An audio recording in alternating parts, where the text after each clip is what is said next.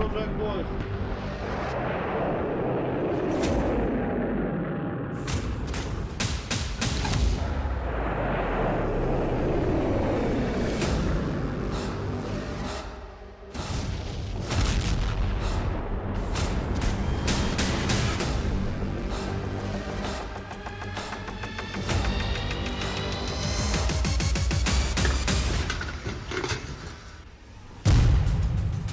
सितंबर का सबसे बड़ा हमला, जला डाला यूक्रेन का ज़ापोरिज़िया। क्या 43 महीने से चल रहा रूस यूक्रेन युद्ध पुतिन की आखिरी जंग है? पश्चिम और यूरोपीय मीडिया में ये दावे इसीलिए किए जाने लगे हैं कि पुतिन अब किसी भी कीमत पर यूक्रेन और नेटो मोर्चे से पीछे हटने वाले नहीं हैं। भले ही पुतिन को अगले 5 साल तक खूनी जंग ही क्यों ना करनी पड़े। और यही वजह है कि पिछले 36 घंटों में ही रूस ने यूक्रेन के कम से कम 12 शहरों को जलाकर पूरी तरह भस्म कर दिया है। महज 12 घंटे पहले ही यूक्रेन के सुमोय, निप्रो, ज़ापोरिज़िया पर रूस ने मिसाइलों और आत्मघाती ड्रोन की बारिश कर दी।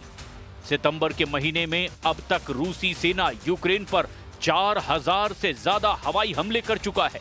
ये दावा खुद राष्ट्रपति ज़ेलेंस्की की तरफ से किया गया। हैरानी की बात तो ये है कि रूस ने पोलैंड, एस्टोनिया और रोमानिया के खिलाफ भी जंगी मोर्चा खोल दिया है। ये तीनों नेटो देश हैं और अब तक इन तीनों नेटो देशों ने नेटो के अनुच्छेद 4 का 2 बार इस्तेमाल किया है। पोलैंड में जहां रूस के 21 आत्मघाती ड्रोन घुस गए, तो वहीं एस्टोनिया के एयर स्पेस में रूस के 3 मिग-31 जेट ने कोहराम मचाकर रख दिया। हैरानी की बात तो ये है कि रोमानिया में भी रूसी ड्रोन और जेट ने नेटो को खुला चैलेंज दिया। यहां पर गौर करने वाली बात तो ये है कि अब अमेरिकी राष्ट्रपति ट्रंप भी पुतिन के सामने नतमस्तक नजर आने लगे हैं। ट्रंप ने हाथ खड़े कर दिए हैं। ऐसा लग रहा है कि या तो रूस के सामने यूक्रेन सरेंडर कर देगा या फिर नेटो रूस से युद्ध करके हार जीत का फैसला कर लेगा। लेकिन दिक्कत यह है कि रूस ने नेटो से शुरुआती युद्ध में ही परमाणु हथियारों को जंग के मैदान में उतार दिया है। तो चलिए देखते हैं यूक्रेन से लेकर यूरोप तक पुतिन का रूस कैसे कोहराम मचा रहा है। 12 घंटे में यूक्रेन के 3 शहर भस्म।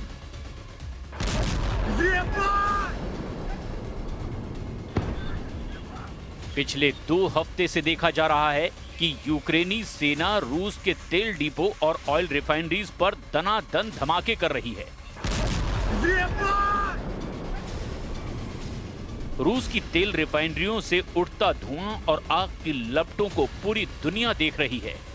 रूस के रक्षा मंत्रालय ने भी दावा किया कि यूक्रेन ने रूस के कब्जे वाले क्रीमिया के एक रिजॉर्ट क्षेत्र में ड्रोन से हमले किए हैं, जिस हमले में 3 नागरिक मारे गए और 16 लोग घायल भी हुए हैं।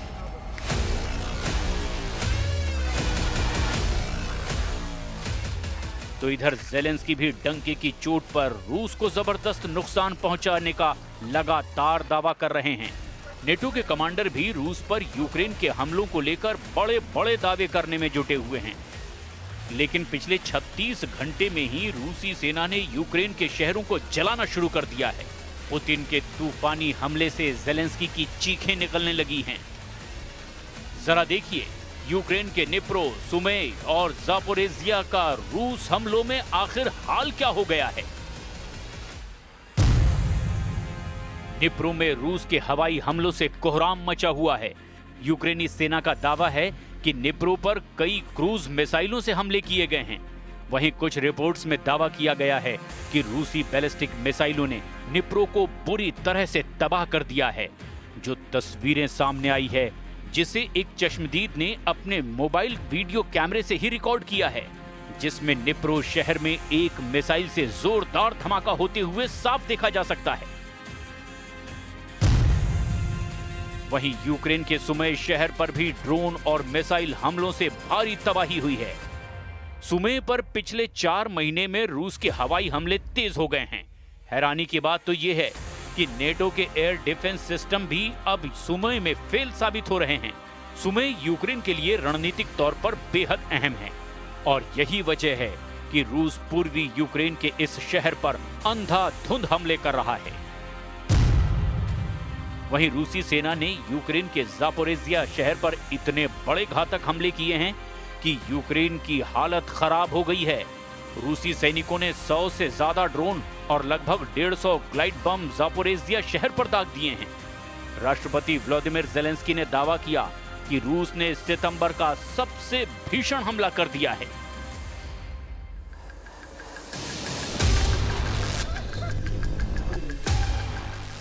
इधर यूक्रेन के राष्ट्रपति व्लादिमीर ज़ेलेंस्की यूनाइटेड नेशंस की जनरल असेंबली में हिस्सा लेने के लिए अमेरिका पहुंचेंगे, जहां वे एक बार फिर डोनाल्ड ट्रंप से अलग से मुलाकात करेंगे। दोनों नेताओं की मुलाकात तब हो रही है जब पुतिन ने हफ्ते भर में यूक्रेन में धड़ाधड़ बम गोले दागे हैं। ज़ेलेंस्की के दौरे से हफ्ते भर पहले ही रूस ने यूक्रेन को बारूद से पाट दिया है। पिछले 7 दिनों की ही बात करें तो रूस के 1150 ड्रोन, 1400 गाइडेड एरियल बम और करीब 40 मिसाइलें यूक्रेन के अलग अलग हिस्सों में तबाही मचा चुकी हैं।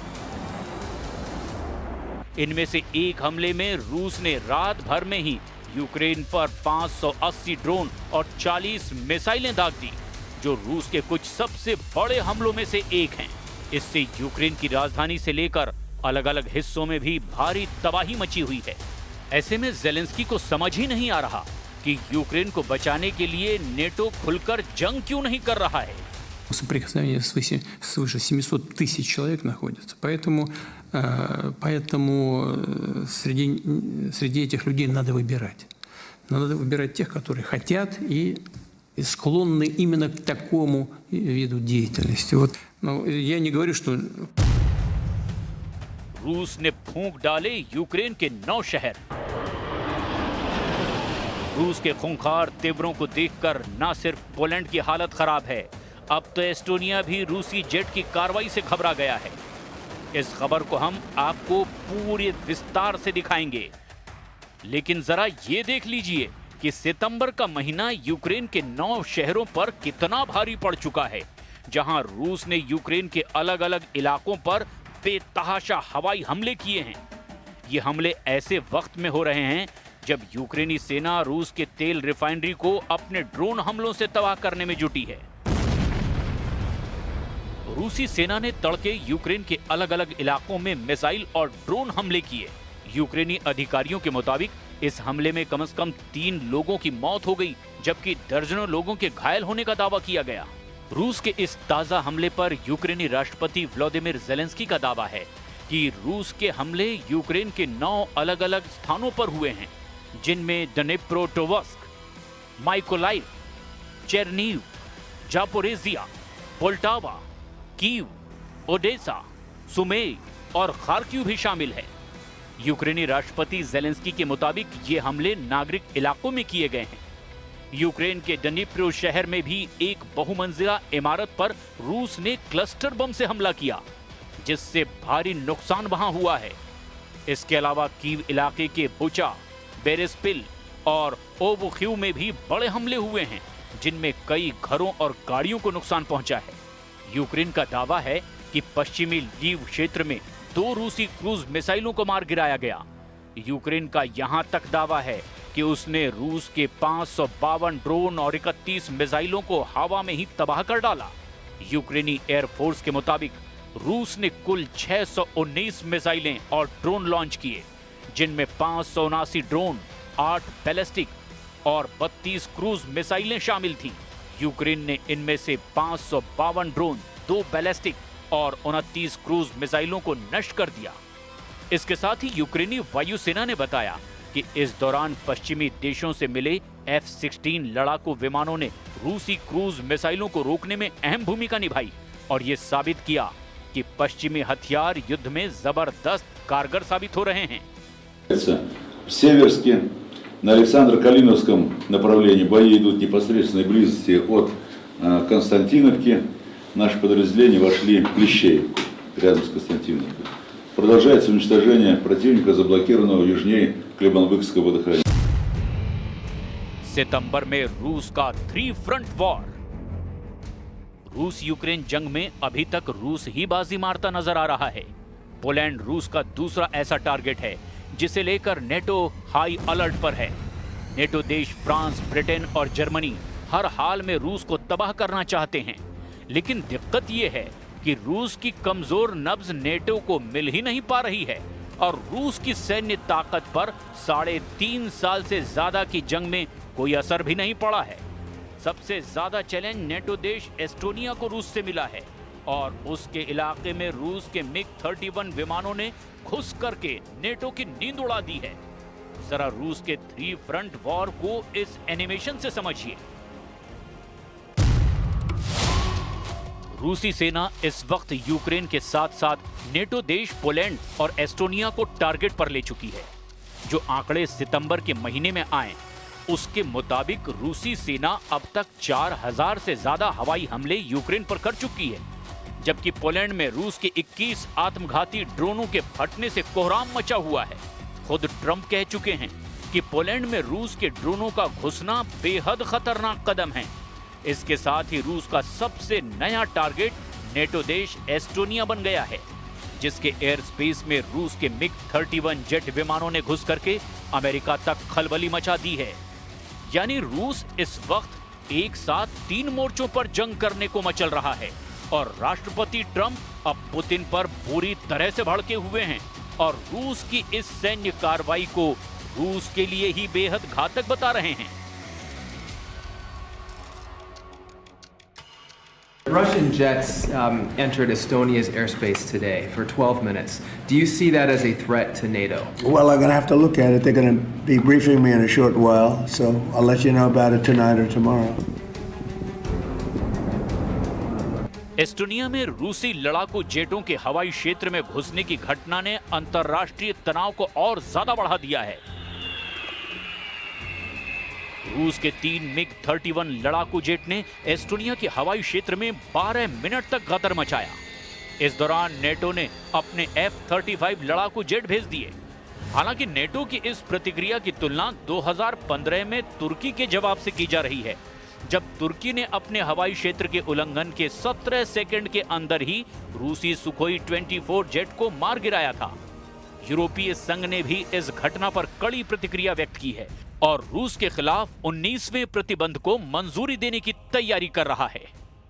Войска в зоне специальной военной операции наступают практически на всех направлениях.